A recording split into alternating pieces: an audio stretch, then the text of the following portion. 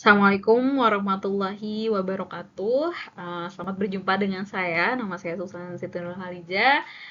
Saya akan mengampu mata kuliah sistem mikroprosesor dan ini adalah materi pertama dan pertemuan pertama kita ya.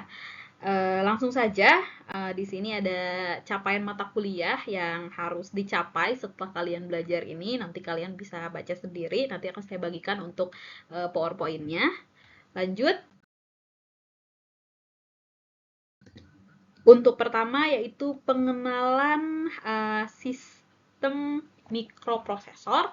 Di sini kita akan membahas 4 hal ya. Yang pertama itu apa itu sistem mikroprosesor, kemudian perkembangan mikroprosesor, kemudian bagian-bagian mikroprosesor atau arsitekturnya, dan selanjutnya adalah microcontroller dan microkomputer. Kemudian kita juga ada tugas, jadi saya hanya akan menyampaikan materi sebanyak 20 menit, 25 menit. Kemudian untuk 3 SKS kita kan 150 menit ya, itu sekitar 20-30 menit materi. Selanjutnya kita akan studi kasus ya, seperti itu. Lanjut. Oke, apa itu sistem mikroprosesor? Mikroprosesor adalah satu jenis perangkat elektronika mini yang berisi sirkuit aritmatika logika dan kontrol yang diperlukan untuk menjalankan fungsi unit pemrosesan pusat komputer digital. Kita bisa melihat di sini apa sih sistem itu gitu ya. Sistem itu adalah sesuatu atau alat yang terdiri dari beberapa komponen gitu kan, yang mempunyai tujuan yang sama. Apa itu tujuan yang sama? Yaitu untuk memproses. Apa yang diproses yaitu adalah data dan instruksi gitu ya. Jadi kalau misalnya kita bisa pastikan sistem atau bisa simpulkan sistem mikroprosesor adalah suatu alat gitu ya yang sangat kecil. Mikro, di sini ada mikro 10 pangkat 6, min 6 gitu ya, alat yang sangat kecil yang dibuat untuk memproses data. Apa yang diprosesnya? Yaitu data dan instruksi. Nah, selanjutnya perkembangannya. Nah, perkembangan mikroprosesor itu dari ke tahun kalian bisa lihat sendiri ya bagaimana dari 19 di sini dari 1969 sampai dengan Intel Itanium 2000, bahkan sekarang kita udah ada di Core i7. Sebenarnya bukan Intel aja ya, mikroprosesor itu banyak gitu, cuman ini salah satu contohnya. Nah, di sini kalau kalian lihat di sebelah kanannya, di sini kalian bisa lihat ada chip gitu ya. Nah, di sini tuh ini tuh adalah salah satu chip mikroprosesor. Selanjutnya, bagaimana sih arsitektur dari mikroprosesor itu gitu. Nah, di sini kita bisa lihat nih, arsitektur dari mikroprosesor itu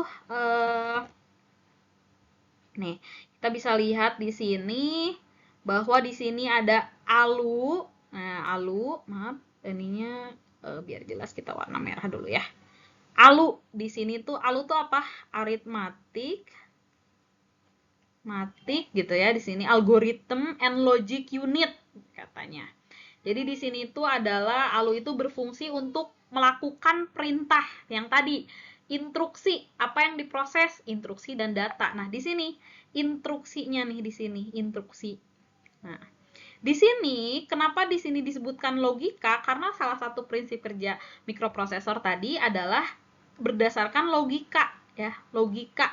Logika itu apa? Kalian bisa tahu di sini itu ada 1, ada 0 gitu ya. Nah, ini adalah logika. Jadi dia itu hanya menerima instruksi berupa logika. Selanjutnya di sini ada control unit. Nah, di sini control unit ini tuh apa? Ini adalah untuk mengontrol, apa yang dikontrol? Timing. Kemudian apalagi yang dikontrol selain timing, yaitu sinyal.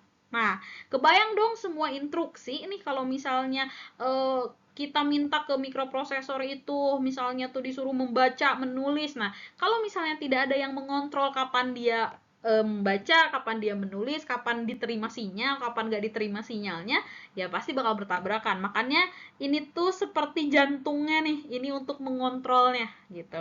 Mohon maaf, maksudnya seperti otaknya yang mengontrol. Kemudian di sini ada register array atau special memory namanya itu. Nah, di sini special memory ini tuh buat apa sih memori itu di sini gitu ya? Fungsinya itu adalah untuk satu mengingat gitu kan? Ya, mengingat. Kemudian di sini juga selain mengingat adalah untuk menyimpan. Nah, jadi ada 3 nih. Ada untuk berpikirnya atau untuk berfungsi untuk melakukan perintah-perintah, menjalankan perintah secara logikanya ada di ALU. Kemudian ada register berfungsi sebagai tempat penyimpanan sementara data. Ada timing and control unit berfungsi untuk mengambil dan mendekodekan instruksi memori program atau untuk mengatur gitu ya ceritanya mah. Nah, kemudian di sini ada input, ada output. Nah, input dan output ini tuh apa sih contoh input device itu? Mouse, oke? Keyboard, ada lagi banyak ya. Ada musik, ada suara, ada bagaimana. Pokoknya ini adalah inputnya berupa analog, kemudian kita proses, kemudian jadi output. Outputnya apa? Outputnya harus sesuai dengan yang kita inginkan gitu. Kalau misalnya kita keyboard ya keluarnya berarti apa yang kita ketik gitu ya. Kalau mouse keluarnya apa? Apa yang kita klik seperti itu. Nah, di sini terus gimana dong? Kan si apa namanya itu? Si prosesor itu hanya menerima logika 1 dan 0 gitu. Nah, sedangkan di sini yang kita berikan input adalah analog atau misalnya keyboard deh gitu kan. Kita nggak nulis 1 0, kita adanya cuma BN. Nah, di sini nih untuk menuju ini, berarti kita membutuhkan apa? Kalau kita datang nih ke Korea ya, kita misal ke Korea, terus kita tuh ingin berbicara atau ingin meminta sesuatu kan nggak mungkin pakai bahasa Indonesia. Kita membutuhkan apa? Translator ya. Nah, di sini translatornya dia untuk menerjemahkan dari analog ke digital itu adalah ADC. Analog to digital converter atau kita sebut dengan interface gitu ya. Nah, kemudian ini ada apa? Ada output. Sama di sini juga kita membutuhkan interface. Gitu. Nah, lanjut. Nah, sekarang itu kemudian kita masuk ke microcontroller dan juga mikrokomputer. Microcontroller adalah sebuah komputer kecil yang dikemas dalam bentuk chip. Nih, kita tandai nih dalam bentuk chip. Chip IC itu adalah mikroprosesor. Nah, sekarang dan dirancang untuk melakukan tugas atau operasi tertentu. Nah, operasinya apa? Yaitu adalah mengontrol. Nah, sekarang mikrokomputer. Mikrokomputer adalah komputer kecil yang biasa kita gunakan baik dalam bentuk desktop ataupun laptop, memiliki spesifikasi rendah hingga sedang, banyak digunakan untuk keperluan sehari-hari. Nih, dia untuk keperluan sehari-hari bisa. Berarti di sini itu kita bisa melihat nih, dua-duanya itu memiliki mikroprosesor. Apa yang membedakan mikrocontroller dan juga mikrokomputer? Ya kan? Apa nih yang membedakan? Yang membedakan adalah apanya? Di sini nih, operasi tertentu, yaitu tujuannya. Ya enggak? Tujuan mereka.